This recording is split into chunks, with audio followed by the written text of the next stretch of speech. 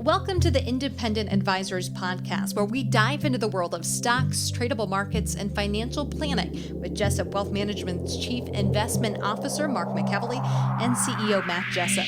You'll hear tips, tricks, and strategies to address your financial well-being and, most importantly, conveyed in a way that everyone can understand. Here are your hosts, Mark and Matt. Hey everyone, welcome to episode 227 of the Independent Advisors Podcast, where Matt Jessup and I, Mark McEvily, bring you everything you need to know from the past week in the world of financial markets and financial planning. Morning, Matt. Morning, Mark. Good to be back on with you as always. Just before we begin, we will quickly review the month-to-date and year-to-date performance numbers of the major market indices that we track, and this data is from Y-Charts, and as of the market close on November 15th. S&P 500 index up 7.4% for the month of November and up 17% year-to-date. The Dow Jones Industrial Average up 5.9% for the month and up 5.6% for the year. The NASDAQ Composite Index up 9.7% for the month and up 34.8% for the year. The Russell 2000 Small Cap Index up 8.7% for the month and up 2.5% for the year. And the All World X United States ETF by Vanguard up 6.7% for the month and up 6.9% for the year. 3-month Treasury rate at 5.53%, the 2-year Treasury rate at 4.9%, and the 10-year Treasury rate sitting at 4.53%. Look at those month-to-date numbers on equities. Yeah, it's been a pretty strong rally off of the lows in late October. So in essence, you had 3 down months, 3.5 down months in the market, and it made all that up in 14 days. Yeah, almost, pretty much. Yeah. People should be listening to the Independent Advisors Podcast more. And some of that, Matt, driven by some of the inflation readings that we've gotten the past couple of weeks, and with the Fed, what they have said with their forecast for the next several months. But the latest inflation readings came in below estimates on Tuesday, just 2 days ago, and the market rallied significantly. So, and I have a piece on that in a little bit that's going to break down all those subcomponents. I think you and the listeners are going to love it. So CPI year over year fell to 3.2% from 3.7% last month. That's a huge drop. Yeah, Take a step back. Yeah. That's a huge drop.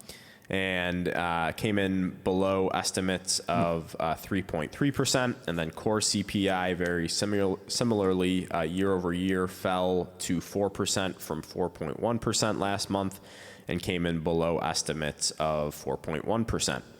And the last thing I wanted to note, Matt, is that the odds of a rate cut in March after this inflation data came out rose from 11% to 28%. So a lot of people, or at least the market, expecting the Fed to be done, at least for right now. I would agree, and I think the narrative of this market the next couple of months, we've been talking about it, is going to be when the Fed starts cutting. And I think you're going to continue to see the interest rate futures market in Chicago fluctuate on this, but I'm going to call it for what it is. Probably sometime in spring. If I had to give you my best guess, sometime in spring is probably when I think we're going to see the first quarter of a point rate cut. Yeah. So that'll be probably the most widely watched item moving into 2024, if that was my best guess. But at least for right now, interest rates taking a little bit of a breather, which obviously has been a major tailwind for stocks. And yes, sir. I don't think any of us should be surprised because, again, you look back at seasonality, August and September tend to be pretty weak, and then the fourth quarter tends to be pretty strong. So regardless of what's going on and what's causing these movements, it's not abnormal for the market to be acting the way it has pretty much all year. Yeah. And I will say, remind our listeners and viewers, you said this on the podcast many times, we're entering the seasonally most strong 3 months of the year, and we're also entering seasonally the strongest 6 months of the year. Mm-hmm. And so we can't ignore that. We're also, from a seasonality standpoint of the 4-year presidential election cycle, that's another thing that potentially has a tailwind for the market. So from the seasonality side of it, we're not fighting the current. Right. Yeah, we're swimming with the current right now. First thing I had, Matt, was a blog post from Ben Carlson on October 27th titled "The Crash Callers Won't Save You."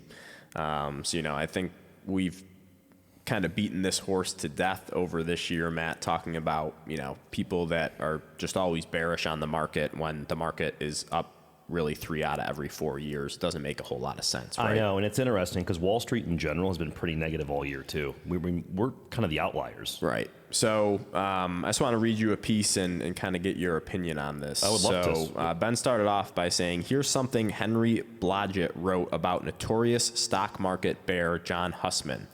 Every historical indicator Hussman is looking at is suggesting that the stock market is widely overvalued and headed for a period of lousy returns. How lousy? John Hussman thinks there's a good chance the stock market will soon crash 40 to 50%. And even if the market doesn't crash, Hussman thinks stocks are priced to produce returns of only a couple percentage points per year over the next decade, far below the 7% inflation-adjusted long-term rate of return that everyone is used to and the double-digit returns of the last few years. If you want to feel comfortable and happy, go ahead and ridicule John Hussman with everyone else. If you want to prepare yourself for what seems like a likely possible stock market future, however, read on. And here's the issue with this, Matt, as Ben says, this piece was written in the summer of 2013. This was not this year. And we all know what stocks did between 2013 and now. Yeah. He says, in the following 10 years of Hussman's prediction, the S&P was up more than 230% in total. Did Hussman relent from his crash calling ways? No, he's still out there calling for a crash, only this time it's going to be even bigger. Quote, the S&P 500 is in a historic bubble and could crash by 63%. And that was just on October 17th where he said that. About a week or so before the bottom. Correct.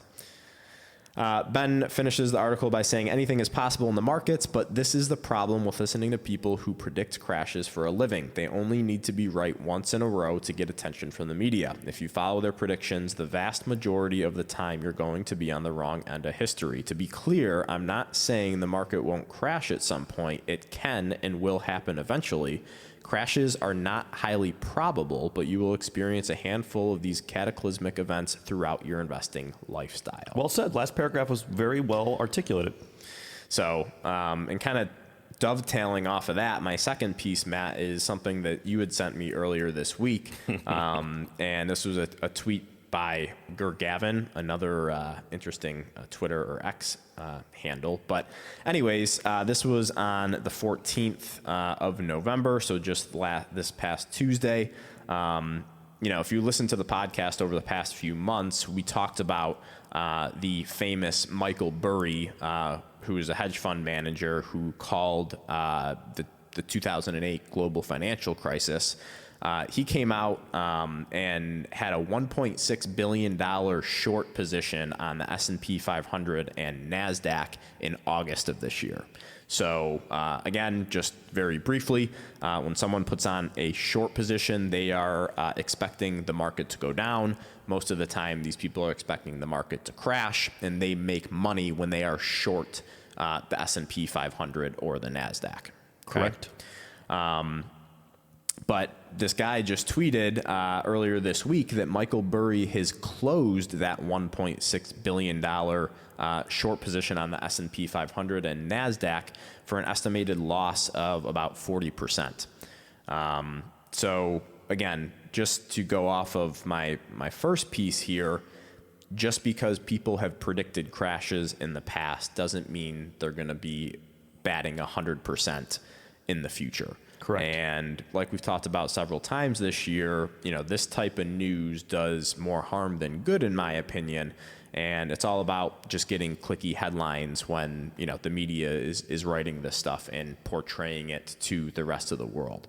Because, if you're not in this industry and you don't really know who Michael Burry is, but all you see is, hey, this guy predicted the global financial crisis and this is what he's doing right now, people get nervous. That's exactly what happens. People get nervous. So, again, I don't like to, dunk on anybody that has been wrong about market predictions. But again, this is why I don't like listening to predictions. Even the smartest of the smart can get it wrong. Just to add to it, and again, you did a very good job explaining that in plain English, in my opinion. What we don't want to see are investors with long-term goals and objectives pivot to the headline of the day that is sensationalized and then base their longer-term financial decisions on that type of headline. Mm-hmm. Right? Is that a good way of saying it? Right. Unfortunately, it happens. Yeah, it does. We've seen it happen. And obviously the hard part is, okay, so if you sold in August, when do you get back in? Well, that's right. And or if you sold out this past October, what about October from a year ago at the lows, the low lows from a year ago? Right, those are tough conversations to have. Yeah, for sure. Last thing I had, Matt, was a tweet from Jason Gopfert from the Sentiment Trader website. Jason and his team puts out pretty good data and good content. I think it's worth people going to check out. But anyways, on November 10th, he had a tweet about U.S. credit downgrades. And just for a little bit of background, on Friday, November 10th, Matt, Moody's downgraded the U.S. credit rating from stable to negative. Okay? Again, another headline that would be like, oh my gosh, the U.S. is going to hell in a handbasket, right? Mm-hmm. Yep. So Jason says, before anyone panics about the ratings company downgrading the outlook on the U.S., just step back and take a look at their record. It has been meaningless for any major market since S&P's 2011 downgrade nearly nailed the bottom in stocks. So they downgraded U.S. credit in 2011, and that was around a significant market bottom. When it comes to individual stocks, ratings downgrades have been proof that their analysts are no better than hindsight-looking, emotion-driven investors. This is from an April 2020 research note. And Jenna will throw this chart up on the YouTube page and in the show notes for listeners. And it shows different periods of time when credit downgrades for S&P 500 companies have spiked. Got it. And you can see when there have been these major spikes, the market tends to be pretty good after that, with the exception of the tech bubble in 2000 and 2001.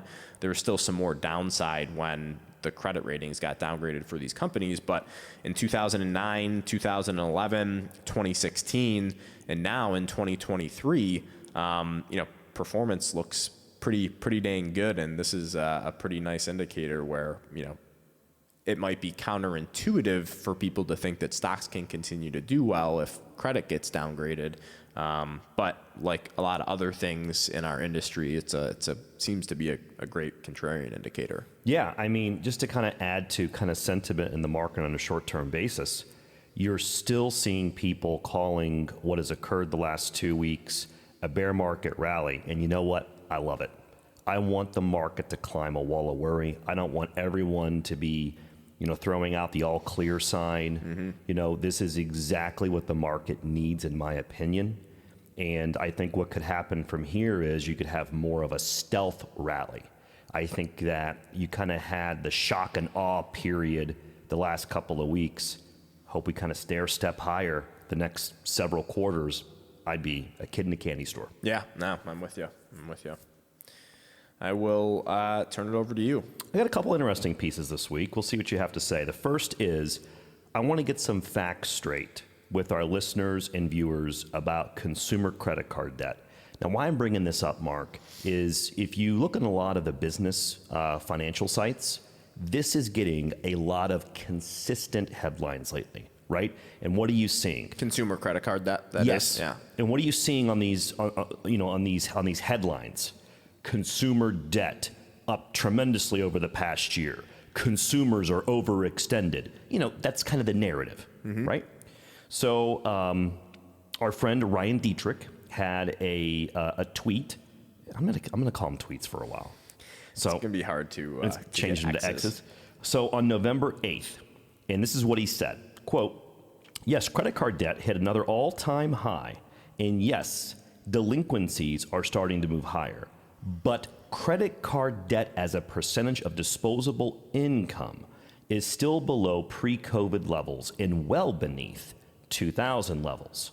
And he shows the chart from Fred. This is a database that is run by the Federal Bank of St. Louis, okay?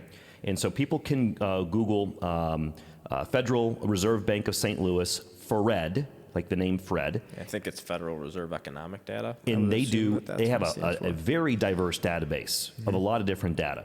Well, what Jenna will now put up for our YouTube viewers, this will be in our show notes and all of our social media sites, is a chart that's going to go back approximately to, help me here, Mark, 92? 92, yeah. Okay.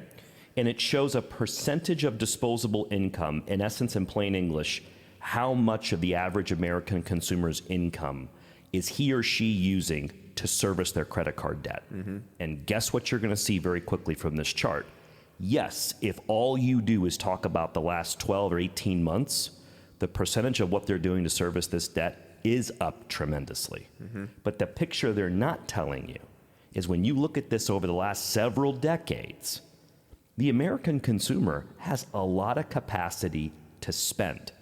And when I look at it on paper, are there subsections of the American consumer that are struggling? Yes. As a whole, nowhere near it when you look at history. In the 2000s, it was a lot higher in terms of what the American consumer was spending a part of their income to service this debt. And I'm highlighting this because with 2/3 of our economy being consumer spending led, the narrative you're hearing in the market is the consumer is tapped out, pending doom is in sight. And when you look at history and you go out from just the past year, it's not accurate. Your thoughts? Well, yeah, I think it just puts it in perspective because, over the past couple of years, really since COVID, wages have increased substantially for most subsections of American workers. Thank you for highlighting that. And since we are a consumption-driven economy, if wages increase, you would expect spending to increase, right? Yes, sir. Obviously we advocate a little differently on here to, save a little bit of that wage increase and, spend, a portion of it. But, the reality of it is that if people make more money, they're going to be spending more money. And they're going to adjust their lifestyle depending on how much money they're making.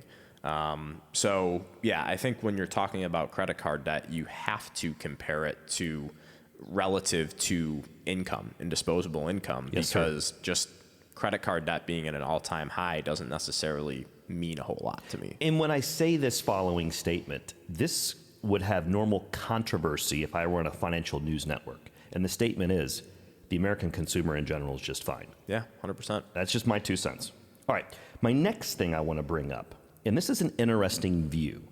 The topic is corporate balance sheets. So I saw a tweet from Daily Chartbook, and the date on this was November 9th, Mark. And this is what they said, quote, U.S. companies have in fact seen interest expense decline by benefiting from higher returns on their cash holdings, but fixed long-term liabilities thanks to decade of zero rates. QE, quantitative easing, effectively created an anti-bubble, and they were quoting Deutsche Bank. Now, Jenna's going to put up this chart, and I'm going to verbalize this. This is a chart that is from Deutsche Bank, and it shows U.S. non-financial corporate net interest expense as a percentage of GDI. And what I'm going to illustrate here is, even though interest rates have gone up significantly in comparison to where we were 2-3 years ago, corporations in general in America locked in a lot of debt at low interest rates. At some point, will that debt come due and they're going to have to roll it? And is there a chance they roll it at higher interest rates? Yes. But what's happening right now, boots on the ground, is the average corporation, like the average consumer, has a low mortgage rate locked in. They're paying little interest, and the cash they do have, they're getting 5+% on short-term cash. And so in essence, these higher interest rates for the average corporation so far, from what I'm seeing, has not affected them. Yeah, well, it's going to be interesting to see if a lot of these corporate executives, CFOs and COOs threaded this needle on, refinancing their debt when interest rates were near zero. And when that debt comes due, I think the average, duration on that debt is like 5 to 7 years. I was going to say that. Yes, sir. It's going to be interesting to see that when they have to reissue that debt or roll it, if interest rates come down close to zero again. And that would be just a huge win for corporate America. Yes. Not saying it's going to happen, but it's looking more and more likely, especially with the action we've seen in treasury rates just over the past month. Those have come in significantly. And again, I'm not saying interest rates are done going up, but it's a possibility that corporate America might just thread this needle. And that would be a good thing for everybody in this country. Just like the Fed has a high probability now of potentially creating a soft landing, which a year ago everyone thought was impossible. Right. All right, my next thing. This is a deep dive into the inflation data, and this is from our friend Charlie Bolello on November 14th, okay? And Jenna will go ahead and put up this chart now for our YouTube viewers so they can start viewing it, and I'm going to verbalize a couple of things from Charlie.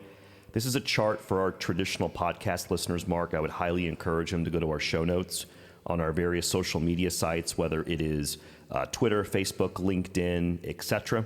So this is what Charlie said. U.S. CPI has moved down from a peak of 9.1% in June of 2022 to 3.2% today. What's driving the decline? Lower rates of inflation in fuel oil, gas utilities, used cars, gasoline, medical care, new cars, food at home, electricity, apparel, and food away from home. Shelter and transportation are the only major components that have a higher inflation rate today than June of 2022. And I want to note that that's even still a little suspect because shelter is lagging by, like 6 to 8 months or something like that. Exactly, Mark. And if you looked at real-time shelter, yes, I think you would see it's falling very quickly. I love doing this podcast with you. So, Mark, listeners and viewers, is absolutely spot on. And why that is important that he highlighted that, in my opinion, is you could see further downward pressure on this CPI number. Why? Shelter makes up 24%. It's the largest component of the inflation index. And if that comes to fruition, what you're saying, which I agree with, you could see a headline inflation number sub 3 and the market would flip out. So when you look at this, I won't go through each of these individually. I'm going to cherry pick just a couple, okay? The differences from where we were in June of 2022, Mark, compared to where we're at today, okay? Let's just take one. I'm going to take, food away from home, okay? 7.7% inflation rate at that time year over year. We're down to 5.4.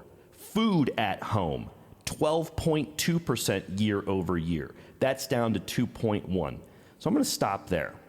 So we could have people listening to this podcast right now who are thinking, well, I'm not seeing that relief when I go to the grocery store. Let's get very specific on what we're saying here.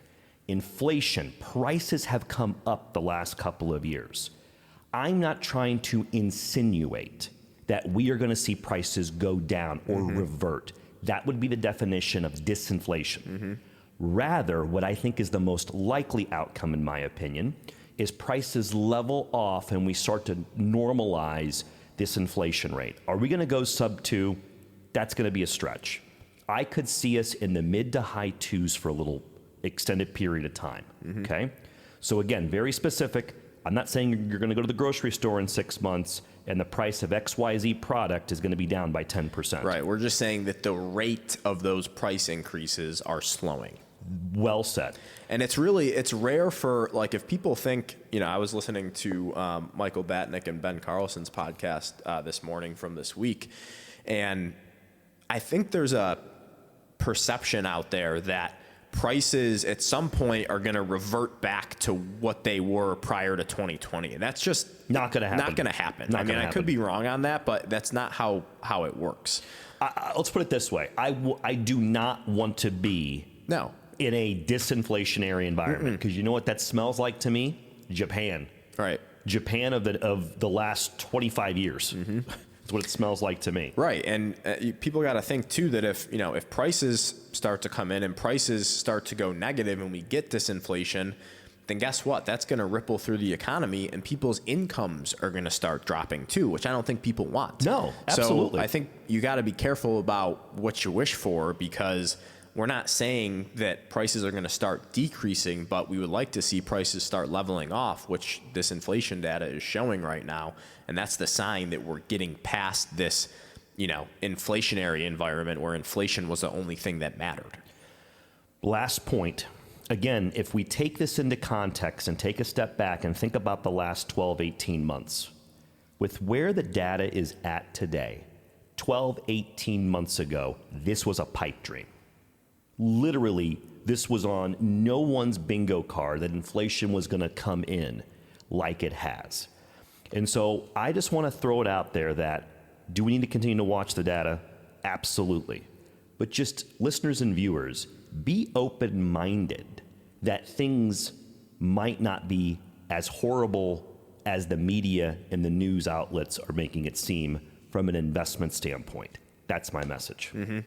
Yeah, and again, I think people need to be careful about what they wish for, because if we do go into a recession and we do see unemployment spike, let's say to 5, 6, 7, 8%, then that might throw us into a period of disinflation. It could, because people are going to have less wages. They're going to have less money to spend in the American economy, and that's not necessarily a good thing. No, it's not. So I don't think people should hope for that. And if you look at some of the kind of the sensitive areas on those larger purchases, look at, for example, at used cars. Those prices were through the roof.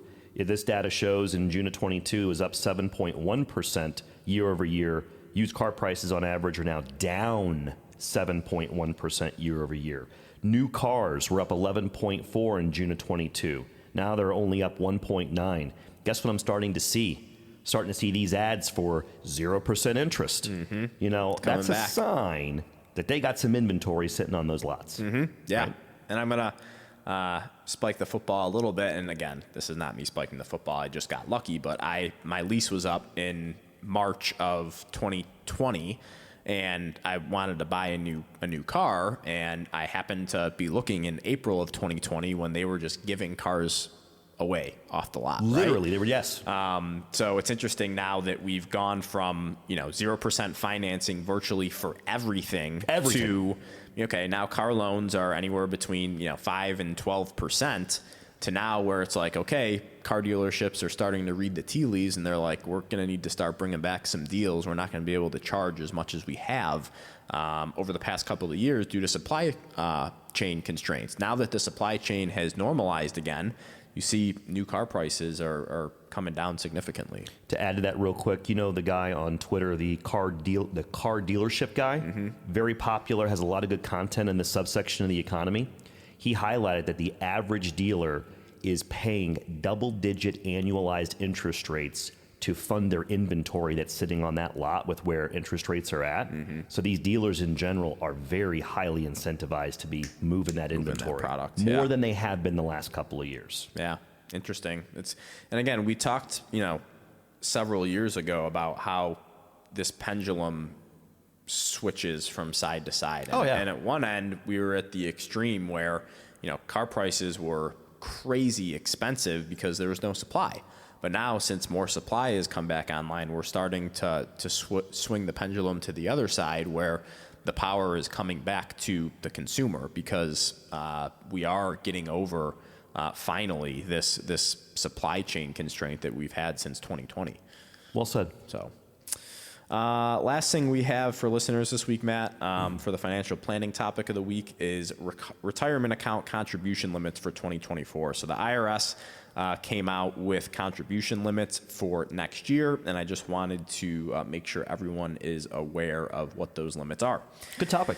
So the contribution limit for employees who participate in 401k, 403b, and most 457 plans, as well as the federal government's thrift savings plan, is increased to $23,000 per year, up from $22,500 per year. Okay. And those same individuals who are age 50 and older can contribute up to $30,500 starting in 2024.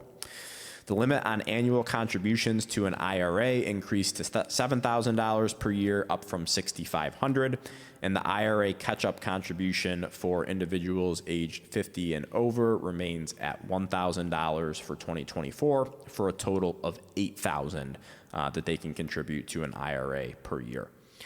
The income phase-out range for taxpayers making contributions to a Roth IRA is increased to between $146,000 and $161,000 of income for single filers, and that is up from between $138,000 and $153,000 last year.